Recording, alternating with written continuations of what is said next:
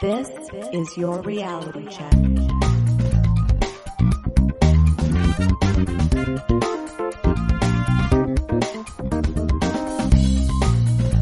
Hi everyone, and welcome to The Reality Check, the weekly Canadian show that explores a wide range of controversies and curiosities using science and critical thinking.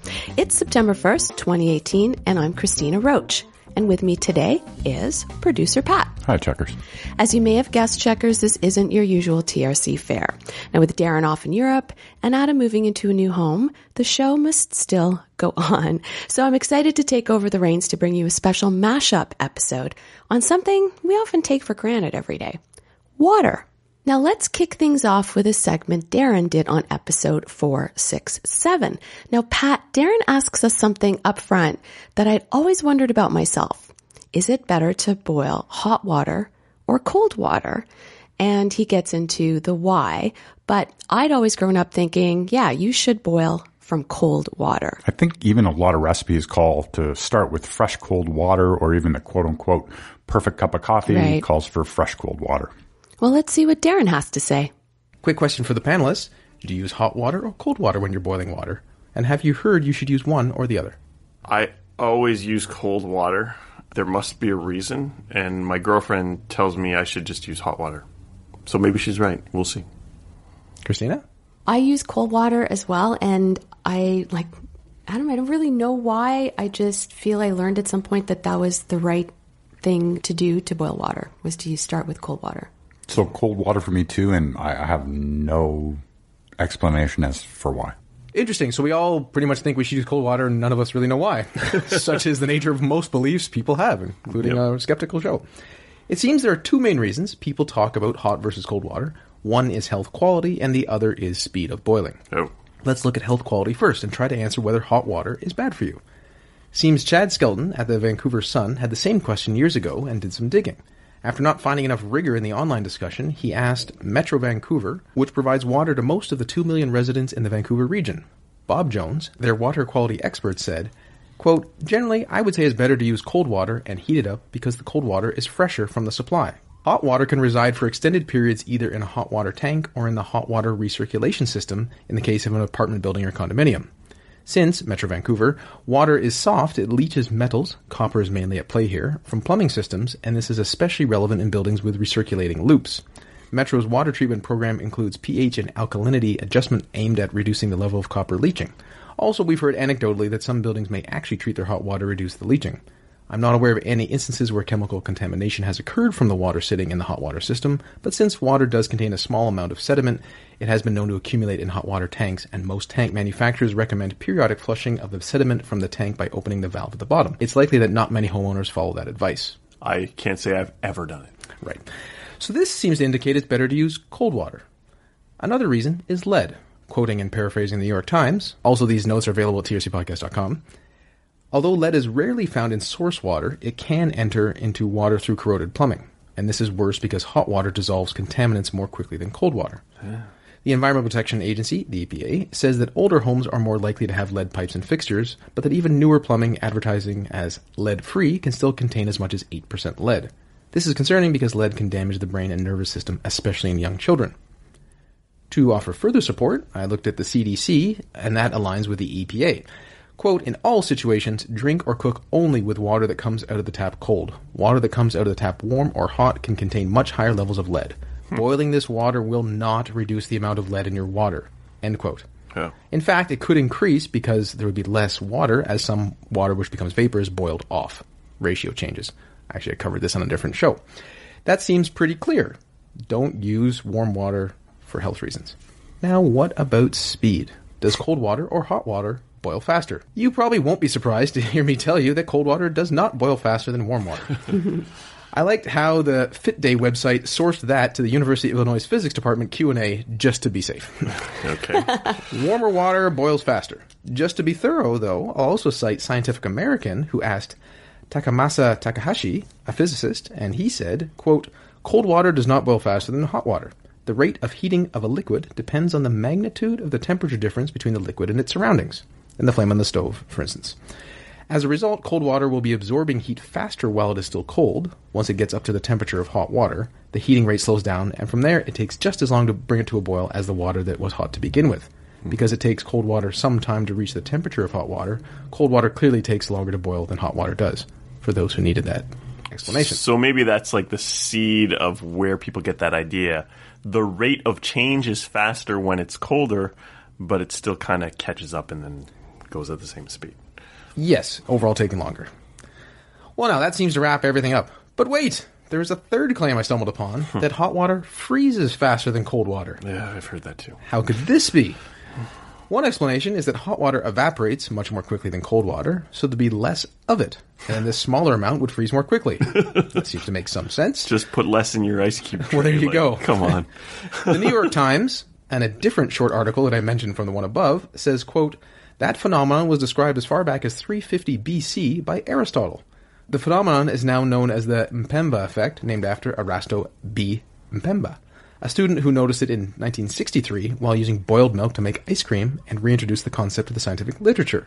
So is this true, though? Back to Scientific American and Takamasa Takahashi, who says that isn't typically the case, but it can occur. Quote, it all depends on how fast the cooling occurs, and it turns out that hot water will not freeze before cold water, but will freeze before lukewarm water. Water at 100 degrees Celsius, for example, will freeze before water warmer than 60 degrees Celsius, but not before water cooler than 60 degrees Celsius. Okay. This phenomenon is particularly evident when the surface area that cools by rapid evaporation is large compared with the amount of water involved, such as when you wash a car with hot water on a cold winter day. There's a physics reference if you'd like. I won't get into the chemistry too much, but Takahashi says that when water is hotter than about 80 degrees Celsius, the rate of cooling by rapid vaporization is very high because each evaporating gram draws at least 540 calories from the water left behind. This is a very large amount of heat compared to the 1 calorie per Celsius degree that is drawn from each gram of water that cools by regular thermal conduction. That makes some sense? So it's the energy it takes to evaporate a certain volume of water that creates a larger cooling effect. Something like that, yes. And when that droplet is evaporated, it takes a lot of energy with it. Another case where this might occur, where hot freezes faster than cold, is if you put water in a pan in the freezer. If you look at the case of cold water, the bottom of the tray would cool more quickly than the top, because it's closer to the freezing part of the freezer. And then this would rise as the maximum density is around 4 degrees Celsius, because then it's lighter. Right? This is why ice floats in water. This has a convection current, meaning things are cycling up and down. With hot water, these convection currents may not occur, and this might lead to quicker cooling. This sounds plausible. Well, in 2016, the BBC crew for Science Alert reported on a competition run by the Royal Society of Chemistry asking scientists to explain the phenomenon. Thousands of papers were submitted, and they reported that, quote, the commonly proposed hypothesis is that hot water evaporates more quickly, losing mass, and therefore needing to lose less heat in order to freeze. However, scientists have also demonstrated the Mpemba effect with closed containers where evaporation doesn't take place. Another theoretical speculation is that water develops convection currents and temperature gradients as it cools. A rapidly cooling glass of hot water will have greater temperature differences throughout and lose heat more quickly from the surface, whereas a uniform cool glass of water has less of a temperature difference and there's less convection to accelerate the process. But this idea has not been entirely verified either. More recently, it seems that the differential strength of hydrogen bonds in cold and warm water might account for the effect, but then other places haven't been able to replicate it at all. Oh.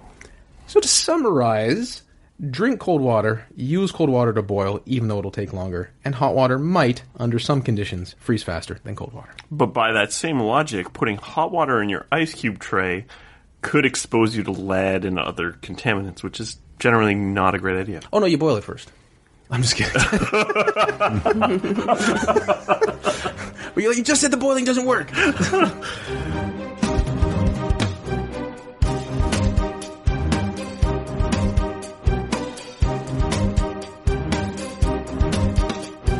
Next up is Adam and a segment he did on episode 370 where he looked at the growing trend of maple water and whether its purported health claims stack up against its hefty price tag.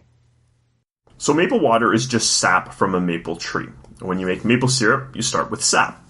In the late winter, early spring, the sap pours from a tree when it goes below freezing at night and then above freezing during the day. So you tap a maple tree by drilling a hole in it and then sticking a spout in that. and then the sap will run out on certain days. And you can collect it in buckets or tubes, depending on how sophisticated your maple syrup setup is, how accessible these trees are. You then boil the sap and you evaporate a lot of the water, and then what's left is this concentrated maple syrup. So it's about a 40-to-1 ratio of maple sap to maple syrup. So 40 liters of sap makes 1 liter of maple syrup. Sorry for the metric. For our American listeners, 40 gallons of sap makes 1 gallon of maple syrup.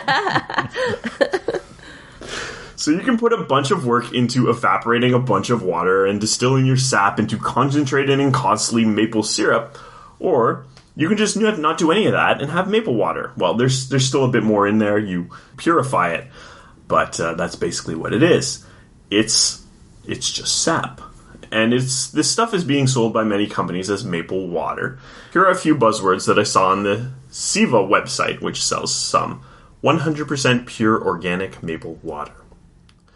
Gluten-free, organic, no preservatives, natural, cholesterol-free, fat-free, undiluted, vegan, refreshing. It also full of sugar. Yes. It also states that it contains 46 plus essential nutrients, and that they add nothing but heart. This is just an expression. It does not appear that any blood or flesh is included, or it would not be vegan. But then I'm not sure how well that's regulated. Tree hearts. Maybe it's like artichoke hearts. Yes, the heart of a tree. It's basically the blood of a tree, right? The lifeblood of a tree. If you wanted to drink Ent and haven't had a chance.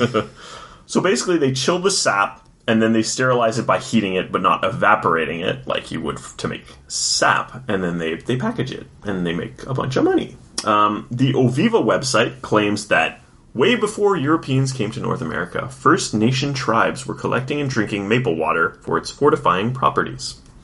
They even have more buzzwords. No antibiotics, no preservatives, no pesticides, no herbicides, no GMO. It is touted as a lower calorie alternative to juice, with just 25 calories per 250 milliliters. This is fairly low compared to non-water drinks, but is roughly the equivalent of a heavily diluted drink, because that's kind of what it tastes like. It's a lot less sugary than normal juice, and a lot more sugary than water. Yeah, somewhere in between.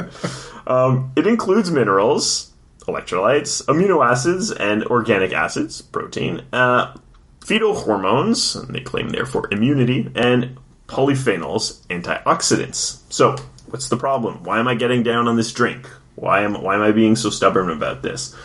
Well, aside from the often nonsense buzzwords that don't seem to mean much, such as GMO, which isn't really a problem, and claims of things that would never be in something like this, just not being in them, like, oh, it's vegan. Well, yes, it comes from a tree. There's no animal involved.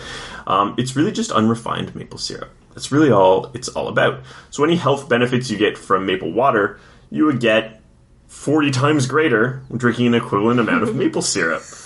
But people don't put maple syrup on their pancakes because it's some sort of superfood. So let's just think about this backwards. You can buy maple water for about $5 a liter. That's 1 liter carton. Or you can buy 25 milliliters of maple syrup diluted in a liter of water for much less money. A can of about 500 milliliters of maple syrup will cost you about $7, which would make about 20 liters of maple water from concentrate. But that's from concentrate. You don't want to drink something from concentrate. That's processed and bad somehow. It's right? Processed, and you got to deprocess it. Gets rid of all the essential naturalness. Yeah, so that's you don't want to do that. You want the real stuff that's really awkwardly packaged and it's really just moving water around. So what's the evidence? So this is a fairly new product. Even though the Native Americans have been consuming it for eons, there's been very little research on this. There is some research that suggests that maple syrup itself has benefits. But that doesn't mean that these nutritional benefits will apply to maple water in any significant level, given how diluted this is. Dr. Lillian Chung of the Harvard School of Public Health says that while maple water is said to be high in antioxidants and manganese, which assists in thyroid health, bone strength, and vitamin absorption, these claims are not verified by scientific studies. Generally, maple syrup itself, the refined form, is about 2/3 sugar, so it isn't considered to be healthy because it's so high in calories for the nutrients that you're getting that it's not really worth it. You're better off getting these nutrients from food, such as fruit, vegetables, and animal flesh. Antioxidants and other minerals are relatively low compared to the amount of sugar. Replacing all refined sugars in your diet with alternative sweeteners like maple sugar will increase the antioxidants you get, but this isn't really necessary. It's a lot easier to just eat fruit and vegetables. We've talked in the past about how overblown the supposed benefits of antioxidants are, and that's kind of the main thing you're getting when you're talking about maple water. And so with maple water, you have to take the good with the bad. Maple syrup is mostly sugar, with some nutrients. Maple water is so much more diluted that we can simply scoff off the negative effects of the sugar, but to be consistent in our thought process, must also similarly dilute the potency of any other nutrients in maple water, so you kind of scoff those off as well. For example, we can make many health benefits about milk, but there are also concerns that milk is high in calories. Simply diluting the milk to the point of having lower calories is not going to make the bad go away and keep all the nutrients. It's just going to dilute it all around, so you're just going to get less of all of it. It's like drinking a lot less milk. This said, skimming milk is a different process than diluting, where fat is removed, preserving much of the nutrients. So the milk analogy doesn't hold in the same way when we're comparing, say, skim milk to whole milk to cream and other things like that. All this said, water is a pretty good thing to be drinking. It has 0 calories. Drinking maple water is a lot closer to drinking water than to drinking maple syrup. So, it's not really that bad. But it's a very expensive drink for something that's so similar to water. Now, many are claiming that maple water is the new coconut water. Well, is it? What's the old coconut water? The old coconut water is coconut water. I'm like, are we going to have maple syrup milk? So, maple water is water from a maple tree. Coconut water is water from a coconut. I had the misfortune of drinking some of this as it was given out for free after I ran a Spartan race last year. The taste convinced me that I never wanted to drink it again, regardless of its supposed health benefits. This is advertised as a natural and therefore superior alternative to sports drinks. As an alternative to water, it contains a lot more of a lot of things. Scott Gavura, who we've had on our show before, took a great look at this for Skeptic North a few years ago. This is not to be confused with coconut milk, which includes the guts of the coconut. The maple equivalent of coconut milk would be sawdust and leaves from a maple tree. Coconut water is the fluid inside of a young coconut. And you may be asking, is coconut a nut or not? It is a drupe, so I'm not sure. Compared to Gatorade, it has more potassium and less sugar and sodium. For rehydration, which is why coconut water is advertised, this is done best with sugar and salt added to the water. In this case, Gatorade has more optimal levels for hydration, such as dehydration caused by diarrhea. This is because coconut water has too little sodium. In studies, coconut water was compared to a Gatorade-like beverage and water in rehydrating after exercise in heat, and no significant difference was detected. Another study compared water, a sports drink, coconut water, and sodium-enriched coconut water. They were used to rehydrate after exercise and heat once again, and everything but the water hydrated about the same. Water did a bit worse. Another study compared coconut water to a sports drink, and no difference was detected. All this said, maple water isn't looking to be any better. It simply seems that it is too low in sugar and other nutrients to make much of a difference, so it's not really going to be replenishing any sodium. If you're taking it to have less sugar than a sports drink, then you should be taking water instead, especially considering the price, if that's your concern. Maple water is maple sap.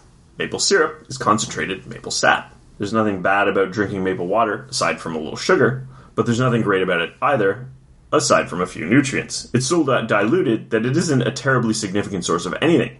If you don't like water but prefer the lightly flavored taste of maple sap, it's a perfectly innocuous alternative to some higher calorie beverages, which could be contributing to weight gain, which may cause any number of negative health effects. But it's not cheap.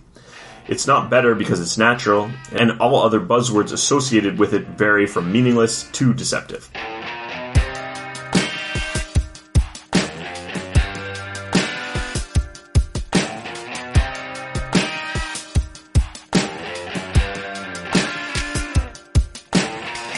So our third and final segment this week comes from you, Producer Pat, episode 332. This is after you discovered an expiration date on a bottle of water. Now, this seemed to surprise all of us because I'd never noticed an expiration date on bottled water before. For sure. I don't remember having seen one prior to that, but I bought a bottle of water somewhere, and sure enough, there was this best before date. And I guess the question is, why would bottled water have an expiration date? Absolutely. Well, we here at TRC Studios in Toronto, we drink tap water. Darren, I expect things are the same in TRC Studios Ottawa? Tap, tap, brrrr. Yep. I have to admit, though, there are occasions when I will buy a bottle of water out of convenience, and this was the case recently. One thing I noticed about this bottle of water that I bought, though, is that it had an expiration date. What? Water expires, you ask? Let's look into it. Let's start here at home. Some brands do add either an expiration date or a best before date. However, there is no regulation in Canada requiring that packaging include a shelf life date for bottled water. To make things slightly more confusing, Health Canada has an FAQ on bottled water which states, question, could I store and use bottled water for emergency use? Answer, yes. Large quantities of bottled water can be stored in a basement or other cold storage areas in case of problems with municipal supplies or in emergency situations.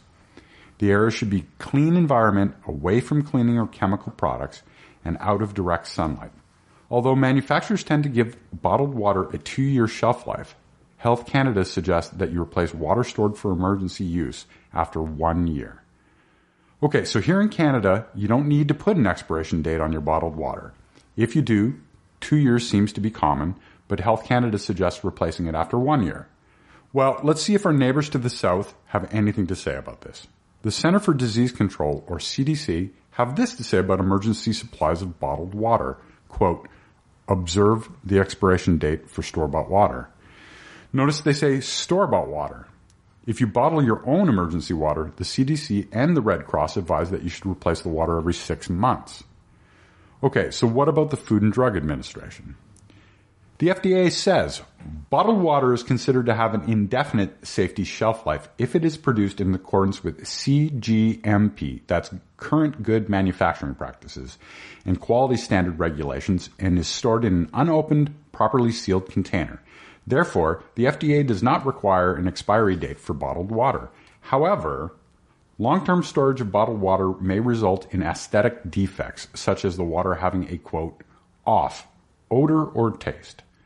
They add that bottlers may voluntarily put expiration dates on their labels. So here we are now, different stories from different agencies. Health Canada says 1 year. The FDA says your bottled water is good forever. CDC says follow the expiration date, but again, there are no regulations in either Canada or the States requiring a best before or expiry date, and adding these dates are completely voluntary. Not terribly helpful so far. So if the dates are voluntary, why do some manufacturers include them? A number of sources on the subject point to New Jersey. A 1987 law required all food sold in New Jersey to show an expiration date of less than 2 years. These sources suggest that because it would be inefficient to make separately labeled batches of products just for New Jersey, most bottled water producers began stamping their products with a 2-year expiration date. What these sources don't mention, however, is that a bill repealing the requirement was signed into law in early 2006. So now we're back to the question, why the expiry dates? Well, let's see what the industry has to say.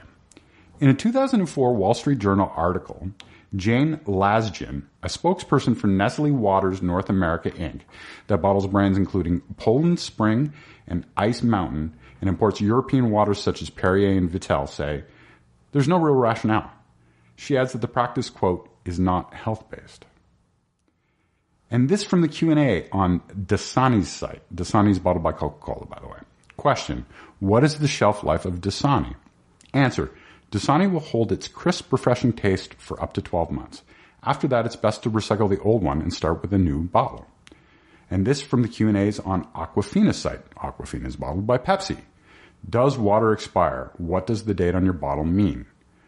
Water does not spoil or expire. Our products have best taste dates. To experience the best taste of the product, we recommend you drink by this date. So what's the conclusion? Well, as near as I can figure, I think the answer lies with the second half of the FDA telling us that bottled water doesn't expire. They state that after a while it can start to smell or taste, quote, off. According to the International Bottled Water Association's website, Plastic containers, whether used for bottled water or other beverages, are slightly permeable, which means they may allow ambient gases such as vapors from household solvents, petroleum-based fuels, and other chemicals to affect their taste and odor. So the answer seems to be that your bottle of water will pretty much last forever. But based on where and how you store it, it may start to smell and taste funny at some point. We've seen that there are varying conservative estimates of how long that might take. And for this reason, some manufacturers include best before or expiry dates, despite the fact that they aren't required in North America. So there you have it. The date seems to be an attempt to ensure that your water will taste and smell as the bottler intended, but that the water itself does not spoil or go bad. It could also be that these dates help to sell a few more bottles of water if people replace them once the dates have passed. Cha-ching. Totally. Although I don't know how many people are buying water that they're thinking a year in, I better use this up and get some new water. Sure. Although, that said, I might actually have some bottles of water that are that old, because I rarely use bottled water, but like Pat said, for convenience or just portability, I'll use it or stick some other liquid in it once I've drunk the water. But this was like, 30 bottles for a few dollars, and I'm like, well, I'll take this, and I'll just keep them, and I don't know if I've gotten through them in that time period.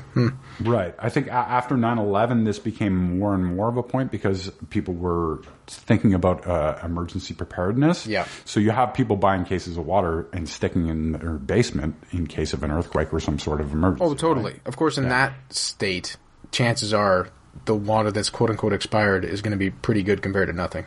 Yeah, absolutely. Well, there you have it, Checkers. The regular crew is still off next week, but producer Pat and I have something pretty cool planned for you guys, so stay tuned. Now, if you enjoy TRC and you've never done so, please consider leaving us a 5-star review on Apple Podcasts /iTunes. Until then, think better to act better. Peace out, cuboids, and stay classy, not smart-assy. We'll talk to you next week, everyone. For show notes or to discuss this episode, visit our Facebook page and website at trcpodcast.com. For general inquiries or to send a topic or parody suggestion, email info@trcpodcast.com. Help support the show by leaving a review on iTunes and liking us on Facebook. Follow us on Twitter at @TRC_podcast.